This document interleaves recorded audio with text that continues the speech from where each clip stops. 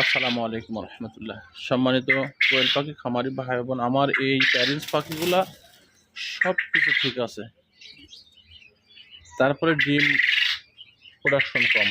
অর্থাৎ একটা ডিমের প্রোডাকশনে আনার জন্য পাখি যতটুকু ওজন ওয়েট থাকা দরকার, যেভাবে থাকার দরকার ঠিক সবগুলো আছে, কিন্তু ডিমের প্রোডাকশন কম। তারপরে কোনো না কোনো ত্রুটি আছেই। কারণ আমি যেটা মনে করছি, আপনার কিডনির দোষ বলেন, ঠান্ডা, মানে সকলটাই ঠিক আছে। কিন্তু একটা বিষয়, সেটা হচ্ছে আমি যেটা মনে করেছি সেটা হচ্ছে আমি দুই এক জায়গায় আমাশা দেখতে পেয়েছি।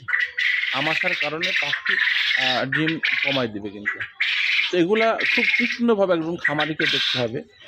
একটা ডিমের প্রোডাকশন, আমি ডিমের ঠান্ডা নাই, পাখির ভ্যাকসিন করানো আছে, কৃমি ডোজ করানো আছে, সবই ঠিক আছে, পাখির চল খাওয়া দাওয়া সব কিছু ঋতুসম্মত সবই আছে, তারপরে কেন ডিম পাচ্ছে? একজন খামারি কিন্তু হিমশিম খেয়ে যায়, বিভিন্ন মেডিসিন খাওয়াতে খরচ করে, এটা থেকে ওটাতে যায়, ওটা থেকে ওটাতে যায়, কিন্তু তাকে যদি এরকমভাবে আসলে কোনটা সমস্যা, যদি এই পায়খানার দিক খেয়াল করে তাহলে এটা কিন্তু ধরা খেয়ে যায়।